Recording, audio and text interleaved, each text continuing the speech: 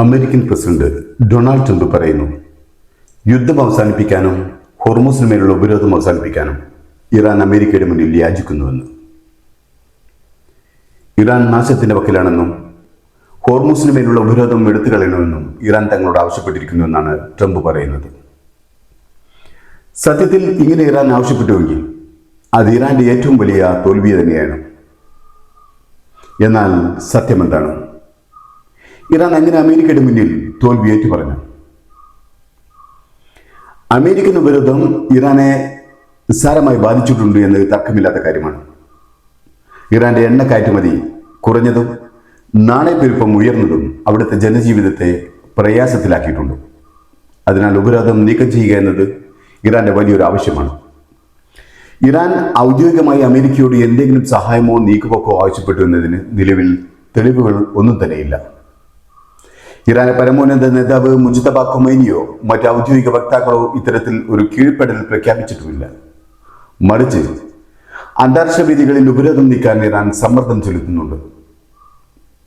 സങ്കീർണമായ നയതന്ത്ര വിഷയങ്ങളെ വളരെ ലളിതവൽക്കരിക്കുകയും താൻ ഒരു മികച്ച ഡീൽ മേക്കറാണെന്ന് സ്ഥാപിക്കുകയും ചെയ്യുന്നത് ട്രംപിന്റെ പതിവ് രീതിയാണ്.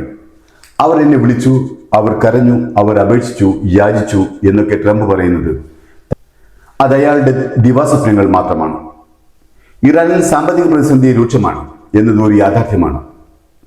റിയാലിന്റെ അഥവാ ഇറാൻ കറൻസി മൂല്യത്തകർച്ചയും വിലക്കയറ്റവും ജനങ്ങളിൽ വലിയ അമർഷമുണ്ടാക്കിയിട്ടുണ്ട്. എന്നാൽ ഒരു രാജ്യം മറ്റൊരു രാജ്യത്തോട് ഞങ്ങൾ തകരുകയാണ് എന്ന് ഔദ്യോഗികമായി വെളിപ്പെടുത്തുന്നത് നയതന്ത്രപരമായി വളരെ അപൂർവമാണ്. ഇറാൻ പരസ്യമായി ഇതുവരെ സമ്മതിക്കാത്ത ഒരു കാര്യവുമാണിത്. ലോകത്തെ 20% എണ്ണ വിതരണവും നടക്കുന്നത് ഹോർമൂസ് കടലിടുക്ക് വഴിയാണ്. അമേരിക്കയുടെ ഉപരോധം മൂലം ഇറാൻ എണ്ണക്കപ്പലുകൾക്ക് സ്വന്തമായി സഞ്ചരിക്കാൻ തടസ്സങ്ങളുണ്ട്. ഇത് നീക്കാൻ അവർ ആഗ്രഹിക്കുന്നു എന്നത് സത്യമാണ്. ഇറാന്റെ മേൽ പരമാവധി സമ്മർദ്ദം ചെലുത്തി അവരെ ഒരു പുതിയ കരാറിന് പ്രേരിപ്പിക്കുക എന്നത് ട്രംപിന്റെ കോമാളിത്തരങ്ങളുടെ ലക്ഷ്യമാണ്. ട്രംപിന്റെ പ്രസ്താവനകളോട് ഇറാൻ ഔദ്യോഗികമായി വളരെ ശക്തമായ ഭാഷയിലാണ് പ്രതികരിച്ചിരിക്കുന്നത്. ഇറാൻ പ്രസിഡന്റ് മസൂദ് പെസഷ്കിയാൻ ട്രംപിന്റെ പ്രസ്താവനകളെ പൂർണ്ണമായും തള്ളിക്കളഞ്ഞിരിക്കുന്നു.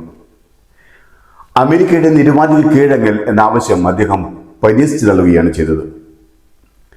ഇറാൻ തകരുകയാണെന്ന വാദം ശത്രുക്കളുടെ വെറും ആഗ്രഹം മാത്രമാണെന്നും അദ്ദേഹം കൂട്ടിച്ചേർത്തു.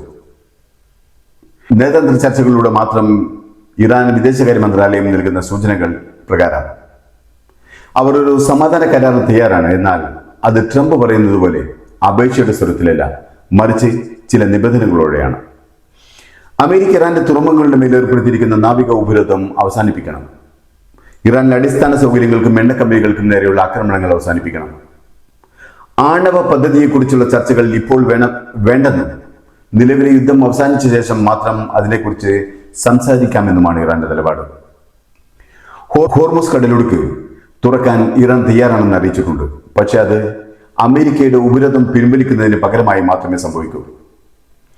ഞങ്ങളുടെ തുറമുഖങ്ങൾ സുരക്ഷിതമല്ലെങ്കിൽ പേർഷ്യൻ ഗൾഫിലെ ഒരു തുറമുഖവും സുരക്ഷിതമായിരിക്കില്ല എന്ന കർശനമായ മുന്നറിയിപ്പും ഇറാന്റെ സൈന്യം നൽകിയിട്ടുണ്ട്.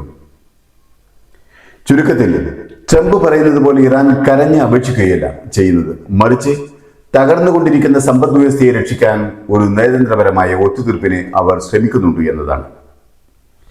പാകിസ്ഥാൻ വഴിയുള്ള മധ്യസ്ഥ ചർച്ചകൾ ഇതിനായി നടക്കുന്നുണ്ട്. എങ്കിലും പുറമേക്ക് തങ്ങൾ വിട്ടുവീഴ്ചയ്ക്കില്ല എന്ന കർക്കശ നിലപാടിലാണ് ഇറാൻ ഇപ്പോഴും. ഇറാൻ വിട്ടുവീഴ്ച ചെയ്യണോ അതോ പിടിച്ചു നിൽക്കണോ? നിങ്ങളുടെ മറുപടി കമന്റ് ചെയ്യൂ.